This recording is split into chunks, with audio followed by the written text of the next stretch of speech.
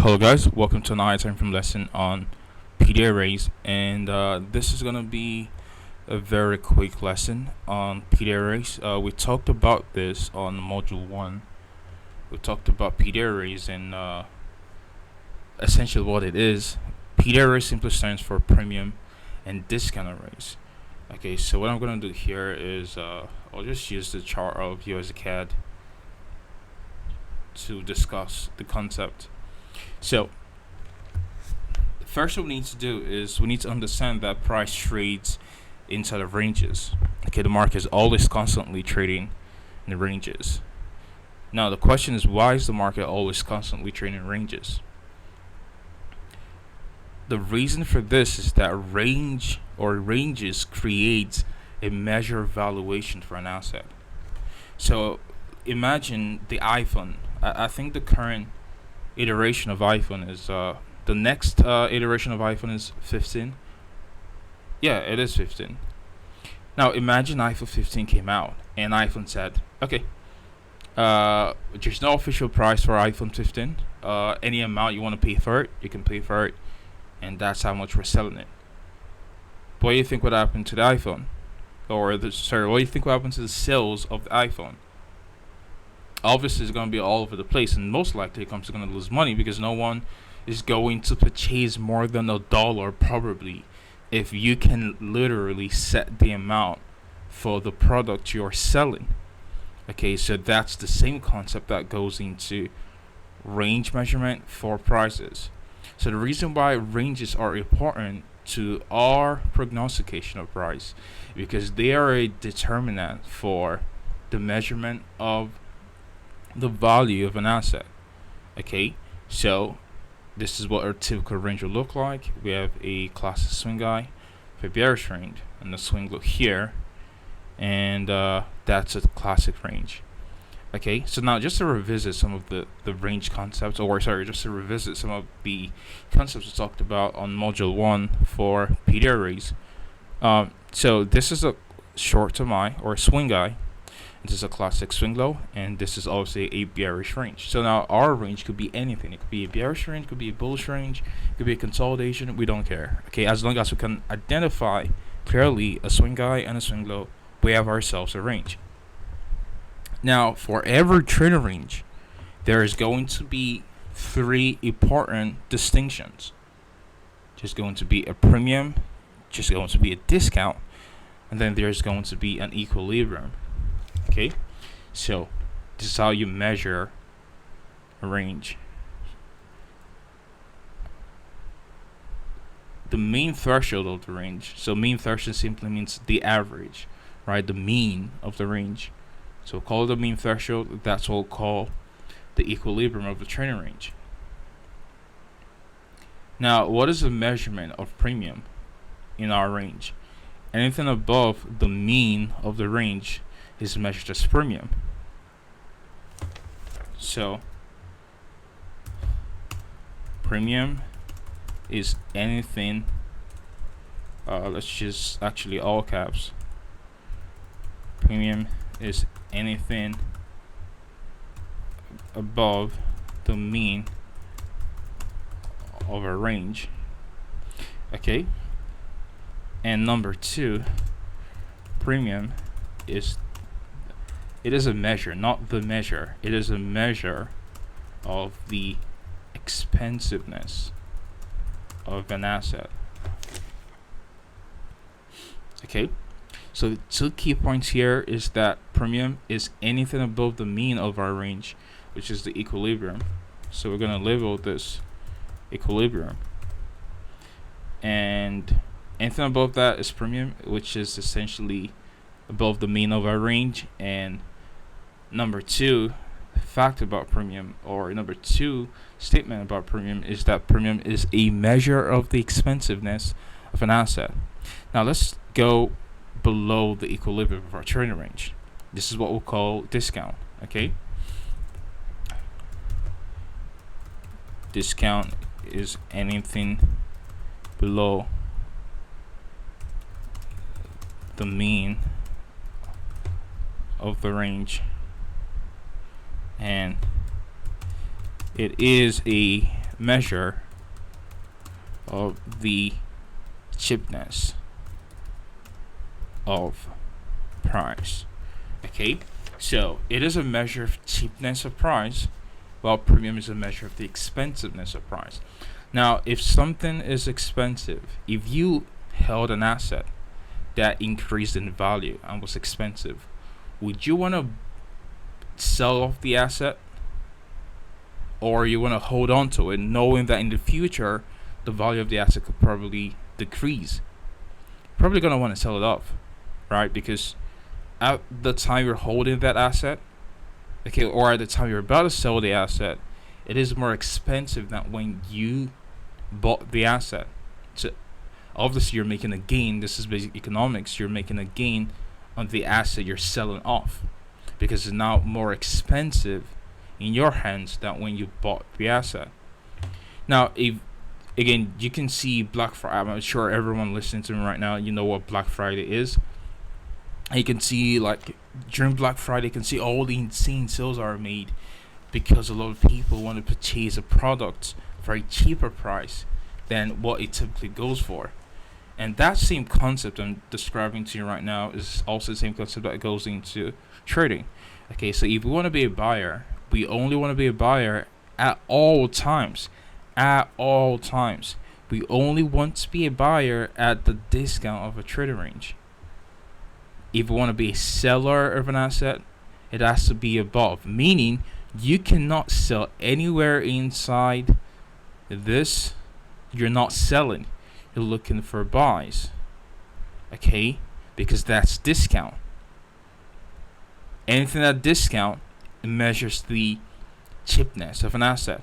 So why would you want to sell when it is cheap? You're losing money. Think logically. Imagine you bought the iPhone 14. You bought it for, let's say, $2,000, and now it is going for $1,000. Would you want to sell it at $1,000? Of course not, because now you're losing about $1,000 if you sell it at that amount, and that's the same thing in price. Why would you want to sell when the value of that asset is cheap relative to this trading range? It does not make sense at all. If you wanted to sell short, then you have to wait for price to get into a level where it is deemed expensive relative to the trading range to sell it. But now the problem is a lot of traders don't have the patience to wait for price to offer them that premium in price to sell short. They rush it. You're looking for all the patterns down here, and that's the problem. Okay, a lot of institutional traders who claim they quote unquote trade like the institutions, they're going into price. They're going into price, and they're looking for patterns. It's all about the patterns. Well, AMD pattern, and I think that's the more famous one, and all the breaker patterns and everything. That's what they're looking for. So they'll see something like this. Let's say they'll see the market run, make a short to mine like this, and then the market will probably do something like this. And then the market will probably do something like this. Maybe run a short to mine and trade a little bit lower. Okay, and they'll say, "Oh, this is a breaker block," right? So the market has run above a short to mine. It's a breaker block. This is a classic AMD pattern. Let's sell short. And as the market is retracing back up in the breaker block, just selling short. And out of nowhere, the market just blows right through and goes up into a premium. And now they're thinking, "Oh, it's market's actually long," and then the market eventually ends up doing something like this and sells off. And now they're caught on both sides of the marketplace. Well, they'll fix this. If only just waited for the market to get up into a premium, and then they'll go and look for shorts. But you're not patient enough, because down here you're hunting for a sell. The question is, why are you going to hunt for a sell at discount? Okay, why are you looking for sells at discount? If discount is the measurement of the cheapness of an asset. If the asset is cheap down here, then why are you going in looking to be a seller? That does not make sense. Okay? It does not make sense. It's like buying a piece of land or a property, and you're selling that property cheaper than you bought the property. So why did you buy the property? If you're going to sell it cheaper than you bought the property, you're not running a charity. You're doing a business. Alright? And that's the same thing in trading. Okay, and that's what a lot of people don't understand they're doing. They think they're trading when in reality they're running the charity. Okay, they're running the charity for their brokers. You're there to fund their account, to pay for the funded programs, and literally give that money away to the market. And that's why 90% of the industry, they never make money, because you're literally giving your money back to the market. Okay, I call these people charity. Okay, they're doing good work in price. They're doing charity for the brokers. If I run a broker, I'll make tons of money, and a lot of people who run brokers, they know about this. If I open a broker and I did one, I'll make tons of money because I'll just take on the risk of most clients, right? And I'll be compared to your others because I know eventually the market is going to get the better of them emotionally, and they're going to mishandle your trade. They're going to rush entries. They go to FOMO in. They're going to switch prices because they rushed entries, and the market is designed to play into your emotions. It's designed to play into your psychology. So how do you overcome this? By knowing what you are looking for. If your time frame is bearish, then you know you're looking for a premium array at premium, not a premium array at discount. Okay, so by doing this filter, now you might miss some setups, which is fine. You might miss some setups, but now here's the thing: you will see those times you miss setups, and you get pissed off, and that will cost you, or that will force you to go and take stupid trades like this. Whereas if you did a data analysis, okay, you would understand that those few times you miss a setup, there are only a few and far between, and you're better off waiting for market to get into your areas of consideration for execution. But a lot of people don't know about this, or they don't even consider this, because again, they are influenced by their emotions.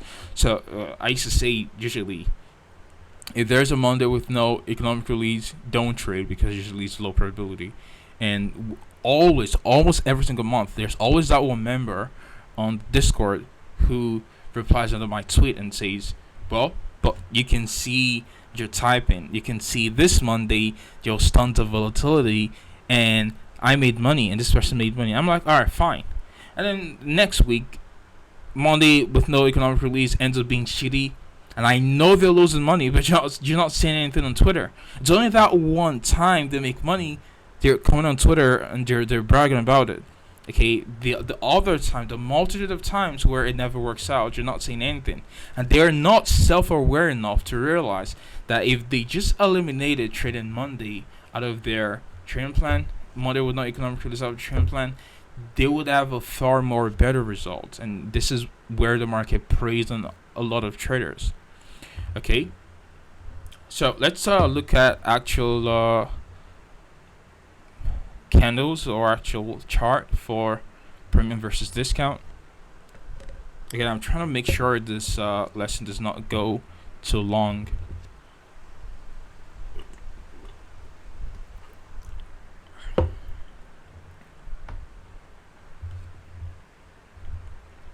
Alright, so we have a range on USD CAD.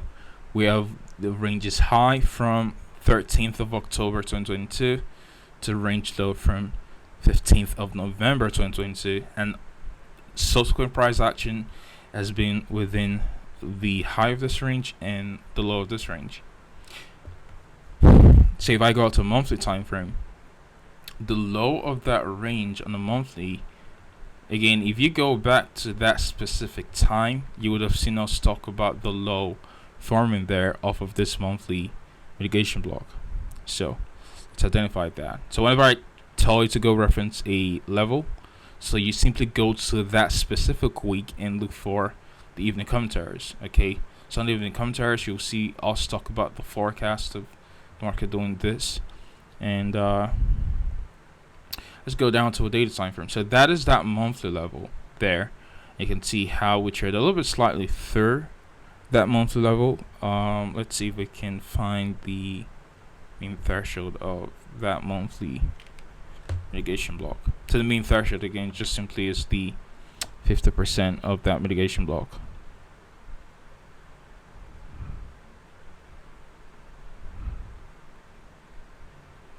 Okay, is that of the month? Sorry, is it that of the monthly or weekly? I'm not sure. Probably have to go down to the weekly time frame. Yeah, I'm only trying to refine the levels. Obviously, it's coming off of the monthly mitigation block, but I'm trying to refine the level of mitigation block here.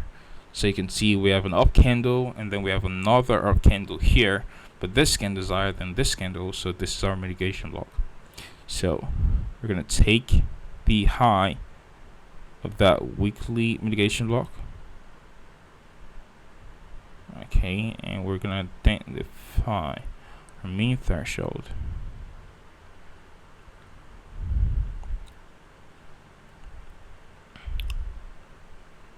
And we have our refined monthly mitigation. So you can see how I refined that monthly level to a more refined weekly level there.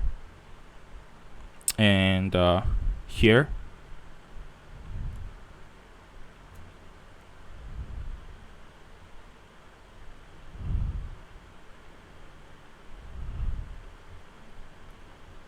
high of this candle comes in at 1.32 to 37.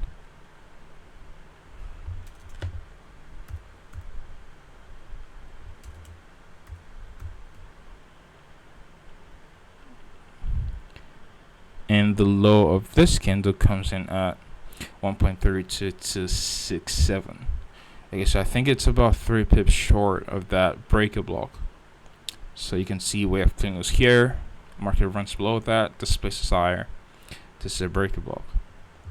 Alright, so that's our key higher time frame level. So you can see where our displacements coming from. It's coming from an higher time frame discount.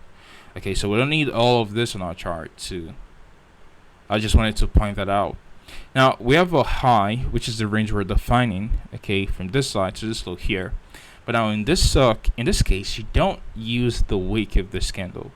So you look at this as erroneous price action, because you can see it. If you looked at this on the lower time frame, it's like the market gapped up and then gapped down back in price. So usually when I see long wicks like this, I don't usually consider that, because that usually is the product of some kind of high impact release where it was just thin volatility in price, and that to me is not real volume or real liquidity. So you look, the date for this is Thursday, 13th of October. So let's see if we can identify what high impact release caused that volatility on Thursday, 13th of October, 2022. So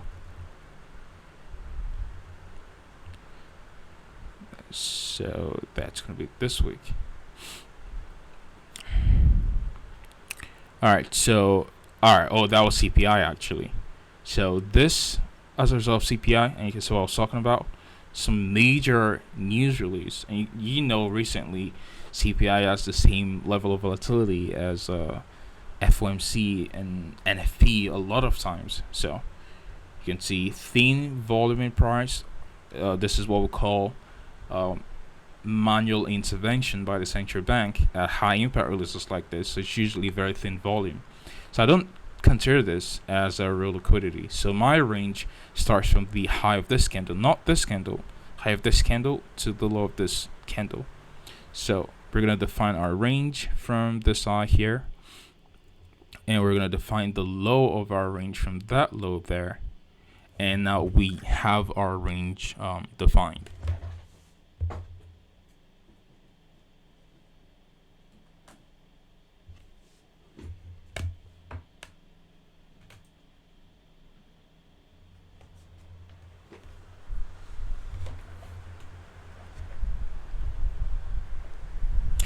Now what we're going to do next is we're going to identify the equilibrium of the trader range, and just simply take your Fibonacci from high or highest high of the range to the lowest low of the range,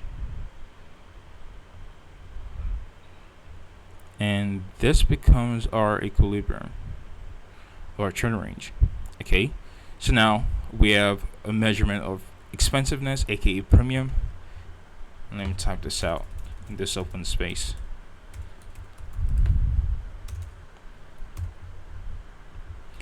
and we have a measurement of the cheapness, aka discount, of our trade range. So all the subsequent price actions is within this eye to this low here. So we can use that for to aid in our analysis. So as price displaces away from that low where we have that weekly mitigation block here, price displaces higher into a bearish order block. Now, would you go and sell short here? Are you going to sell short inside the bearish order block? No. Why? Because it is at a discount. Okay, price is at a discount, so why would you go in and sell short there? The better sell would be selling short this inefficiency at a premium rather than selling short here. So you can see the market goes up, and classic institutional traders will think, oh, it's a bearish order block, so the market should trade up there and see a selling off, but it does not. This initial decline actually is a run down into a discount, ultra discount, or bullish order block. Okay, do we use this candle or do we use this candle? We're gonna use the candle that has the beefier body. Okay, because this candle's body is inside of this candle's body, so we're gonna use this candle as our bullish order block. Okay, and the market will simply trend down there. Now the question is this a good buy? Yes, it is, because it is a buy at discount. Now, can we confirm this buy with, let's say, intermarket analysis, for example? Okay, so at the time, USD saw displacement higher and was running down into this rejection block. You can see we had underlying strength on USD because dollar was weaker. Dollar was showing willingness to want to trade lower. USD was not showing that same willingness to want to trade lower. So that indicates that there's underlying strength on dollar. Okay? And as the market trades down into discount, you see displacement coming to the marketplace up into a premium. Okay, and then when the market gets up into premium, then you see again a retracement. Where is it retracing down into? Into discount of this overall trading range. Not only discount this overall trading range, we also have a smaller price swing here from this low to this high. Okay, and inside that smaller price swing, we have our respective discount and premium. Anything above the smaller price swing is a premium, anything below that is a discount. Now, what specific PDA rate do we have at a discount inside our smaller the range? We have a fair value gap from the close of this candle to the low of this candle. There's a small little bullish fair value gap or inefficiency. And then we have 1, 2, 3 down candles, and if you take the entire body of the down candles, you get the mean threshold.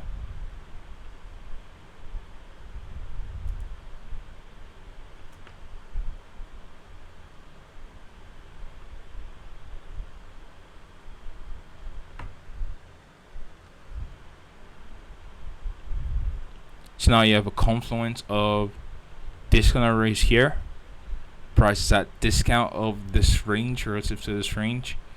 It's also at discount relative to this overall price range, high down to low. So you have multiple confluences that this is a good buy here. What are you going to be looking for? You're going to be looking for a premium. Where is the bias resting at? That's the question you're asking yourself. Where are the biases going to be resting at? Where I can take my portion off. And that's going to be above the side here, and then eventually at the bearish order block. Because after this side here, that's the next premium area we have next. Okay, because this candle's already traded up into the CB, then this candle's already traded up into the consequent correction of the CB. So you know on the next run higher is going to have to give a complete closure of the sell-side balance by efficiency, which essentially takes us up into the bearish order block. So you can buy down there, scale out a portion at this side here, and scale out the rest portion at the bear shudder block, and that's a good buy there. Now the question is, as price returns down into this order block here, is that a good buy? Yes, it is. Why? Because we are at equilibrium of the trending range. Now, typically, what I advise traders not to do is to trade at equilibrium. The reason why I advise traders not to trade at equilibrium is because the market is at 50-50. It is neither expensive nor cheap, aka it is neither at a premium or a discount, so it could go either way. Okay, it could either be a premium or a discount. Now the question is that a high probability trade? Is the 50-50 proposition a high probability trade? It's not. If you want to be a trader, you're looking for the odds to be stacked in your favor. You don't want a 50-50 proposition, because if it is a 50-50 proposition, then it shifts from trading to gambling. That's why around equilibrium of a trending range, you can expect consolidation, because the market is undecided on its next delivery. Now, typically when the market goes into equilibrium, I don't want to see the market retrace down there and stay there. I want to see the market show willingness to want to continue to displace their premium and go for external liquidity out of that trending range. If I see the market stall at equilibrium, then I know we're going to probably see extended consolidations, and that leads to low probability market conditions. One of the protocols I gave you guys for conditions when not to trade is to not trade when the market is at equilibrium of a trending range. If you see the market show unwillingness to want to displace out of the equilibrium of a trending range, that's not a good trade. You don't want to be trading that. Okay, so you can see here it trades down there. Now, meanwhile, while that might theoretically be a good buy, it actually in reality is not a good buy. Okay, you can see the market eventually runs lower, trades down into this fair value gap. Is this a good buy here? Not really, because the market could as well be referencing this bear shudder block for a sell and trade through the inefficiency completely and run for sell side. Same time, the market could also be referencing this bull shudder block for a buy and expand through and go for the buy side. The key here is that there's no clear discernible order flow at the moment. So if you saw this, okay, act like this was real price action. If you saw this in price, you're probably thinking, well, the market could trade on here, show up for external liquidity. If it's going to do so, it should not stall. It should show willingness to want to displace immediately. If it was selling off from this premium, it should not stall. Look at what the market does when we trade down to a discount. See the quickness in delivery. When the market trades down to a discount again, see the quickness in delivery. When the market gets up into a premium, if it wanted to sell off, just no quickness of delivery. If it wanted to continue higher, let's see. Okay, now it's very, very bullish. So what do we want to see? We want to see the market show something like this, consecutive up close candles, and not. At this point, you're probably thinking, oh, it's a bullish order block, I should be buying. If you were supposed to be buying, if it's a bullish order block, then you should have been seeing quickness in delivery. So what is the validation of order flow? The speed of delivery is validation of bias. So you want to write this down, because this is really, really important. And this is one of my trade management protocols. Okay, when I want to trade and I fail to see quickness in delivery, or I fail to see speed in delivery, I collapse the trade or I reduce risk. And if you go through the live sessions, you'll see us talk about that. If I fail to see quickness in delivery, or I fail to see speed in delivery, I reduce risk or I collapse the trade entirely, and that has saved me from so many losses.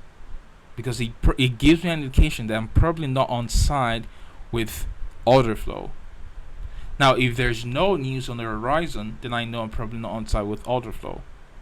And so I step back, I reevaluate, and probably wait until, if I'm day trading, until next session, or if I'm short-term trading, until next day, and then see if I can realign myself with the marketplace and get something better, and see what happens next. If you bought this thinking It is a bullish order block. It's not showing a willingness to want to displace higher. And can see what I meant. I talked about trading at equilibrium. It is a 50-50 proposition. If you bought this, now you're stopped out. Assuming you're day trading, or sorry, you're swing trading. Now you're stopped out because your stop is obviously going to be below the daily bullish order block, or what you think is the daily bullish order block. But you could have saved yourself from this loss by not even trading at all, because you understand that when the market is at equilibrium and is not showing willingness to want to show one-sidedness, that is a low probability market condition, because the market is built in sentiment in price. That's all it's doing here. All of this extended consolidation, traders who are trading this, you're getting absolutely frustrated. But what the market is doing is the market is engineering liquidity on both sides of the marketplace, and you can see what happens next. Okay. After running buy stops here, okay, it runs above the short-term high there. You can see it runs sell stops, acts like it is displacing, goes again and runs the short-term high, buy stop, back up above the rejection block, and you can see very quick displacement. Why did they trade this way? Because it's running stops on both sides of the marketplace. Okay, and traders who are caught in between this, and they're trying to rush on a trade because they are scared of waiting. They cannot control the impulses in the price. Now they are getting absolutely ragdoll in price because the market is taking advantage of their emotions. Okay, so this is a summary on equilibrium versus discount and equilibrium versus premium. And just to retouch on that subject we talked about on module 1 with premium versus discount. So I'll talk to you in the next lesson. Have an awesome trading. I'll see you next time.